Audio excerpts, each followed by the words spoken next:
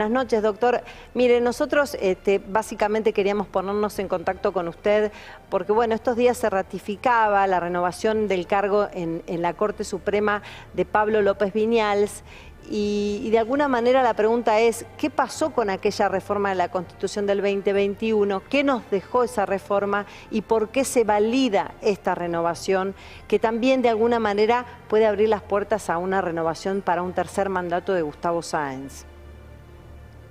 Bueno, yo no vincularía tanto lo de que esta designación abriría el campo para un nuevo mandato del gobernador.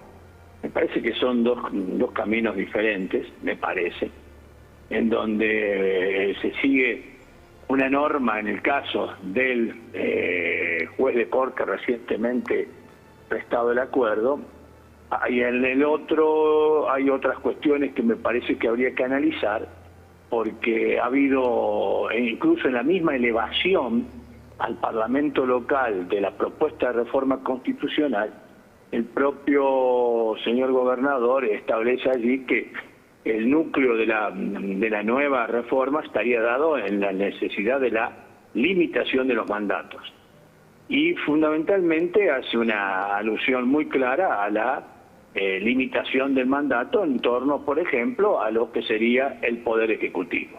Lo dice muy claramente, donde establece que como máximo puede estar 8 años con la nueva reforma, y si estamos hablando de 8 años, estaríamos diciendo que no hay posibilidad alguna de que tenga un tercer mandato consecutivo. ¿Y qué pasó entonces? Sí. ¿Y qué es lo que ocurrió? ¿Cómo? ¿Y qué es lo que ocurrió entonces? ¿Por qué sí se puede hacer esa renovación? Bueno, yo creo que acá lo que le faltó, sinceramente, a que a muchos no le prestan atención o no les parece un núcleo importante del debate, es que le faltaron normas de carácter transitorio. Las normas de carácter transitorio yo creo que pueden llegar a ser muy efectivas, y esto que está pasando, así nos está mostrando de que si hubiera habido normas de carácter transitorio hubiera sido muchísimo más normal, racional, esta situación que se plantea con los jueces de corte, con el gobernador, incluso puede llegar al tema de los señores legisladores, concejales municipales, etcétera.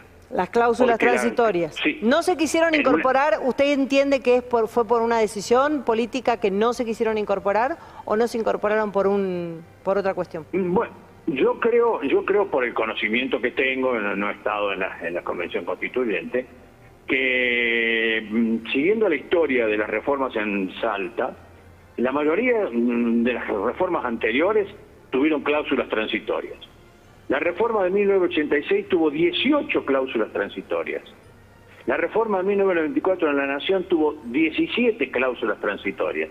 Esto quiere decir que son instrumentos jurídico-normativos constitucionales de mucha importancia y que le dan mucha, ¿cómo le podría decir?, naturalidad al ensamble entre la Constitución anterior y la norma posterior que ha sido modificada.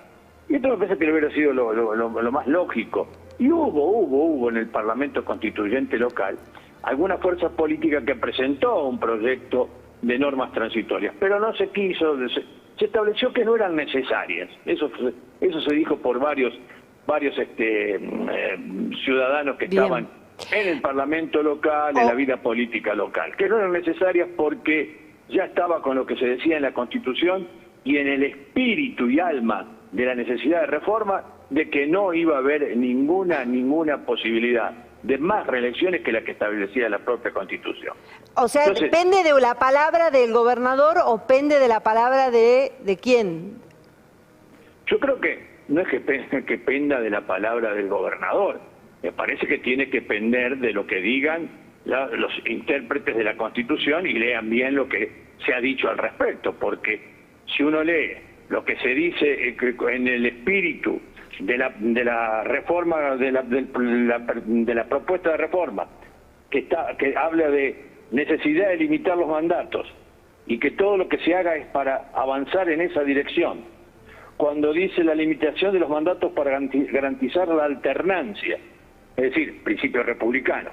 Y cuando en un párrafo posterior, que deberíamos leerlo con detenimiento, se dice que con la innovación de establecer certeramente un solo periodo de reelección inmediato, es decir, que el titular del Poder Ejecutivo podría cumplir sus funciones ininterrumpidamente hasta un plazo máximo de 8 años. Esto dice la propuesta. Está claro. Para mí está clarísimo. Omar, yo lo tengo que dejar, le agradezco muchísimo sus expresiones. Una sola cosa que usted quiero que me diga de forma muy taxativa y puntual, ¿cómo afecta esto a la gente? Bueno, a la gente a mí lo que me parece con respecto al ciudadano común, que todos estos debates, discusiones que tenemos, que los que alguito conocemos de este tema, nos ponemos a debatir, a discutir, que no, que sí, que fue por aquello, que no corresponde, que sí corresponde, lo que le genera es, digamos así, confusión.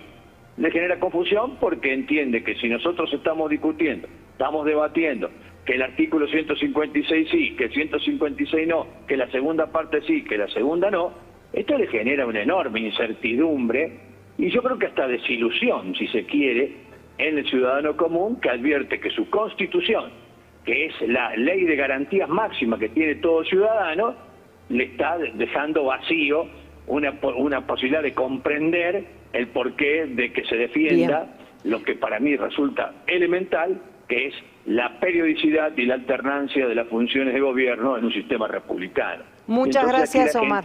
Es cuando se siente realmente desilusionada. Muchas gracias, Omar Carranza, esta noche por acompañarnos.